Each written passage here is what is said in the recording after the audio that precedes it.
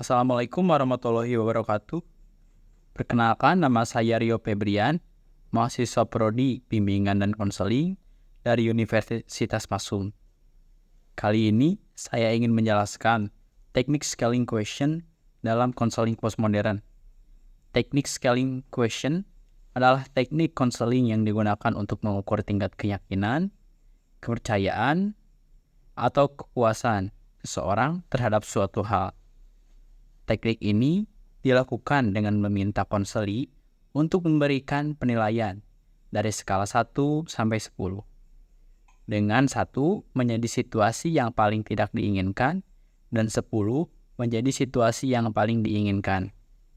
Menurut Murphy, tahun 2008 menyatakan bahwa teknik scaling question adalah teknik yang membantu konselor dan klien membuat masalah kompleks tampak lebih konkret dan nyata.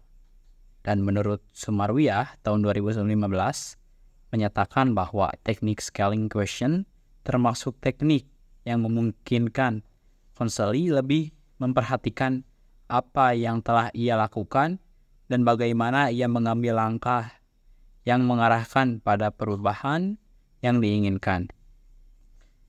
Tujuan dari scaling question adalah untuk membantu konselor dan konseli memahami permasalahan yang sedang dihadapi, melacak kemajuan konseli dalam mencapai tujuannya, lalu membantu konseli untuk fokus pada perubahan yang diinginkan. Scaling question dapat digunakan untuk berbagai macam masalah, seperti kecemasan, depresi, gangguan makan, hubungan interpersonal, masalah keluarga, dan lain-lain.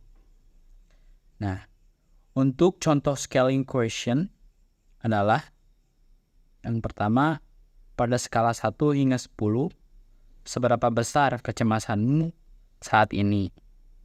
Lalu selanjutnya, misalnya, pada skala 1 hingga 10, seberapa dekat kamu dengan tujuanmu untuk menurunkan berat badan? Contoh selanjutnya, pada skala 1 hingga 10, seberapa puas kamu dengan hubunganmu dengan pasanganmu? Lalu untuk kelebihan dari teknik scaling question adalah yang pertama, sederhana dan mudah diterapkan. Lalu yang kedua, dapat digunakan untuk mengukur berbagai hal seperti keyakinan, kepercayaan, dan kepuasan. Lalu yang ketiga, dapat membantu konselor memahami klien dan untuk membantu klien mencapai tujuan mereka. Lalu dapat digunakan untuk mengidentifikasi masalah atau tujuan konseli, mengukur kemajuan konseli, dan memantau perubahan perilaku konseli. Nomor 5, dapat digunakan untuk penelitian bimbingan karir. Untuk kekurangannya, yaitu yang pertama, subjektif dan dapat dipengaruhi oleh persepsi konseli. Lalu yang kedua, tidak dapat memberikan penjelasan yang mendalam mengenai masalah atau tujuan konseli. Yang ketiga, harus digunakan bersamaan dengan teknik konseling lainnya untuk mendapatkan pemahaman yang lebih lengkap tentang konseli. Nah, secara umum, teknik scaling question adalah teknik yang bermanfaat untuk digunakan dalam konseling.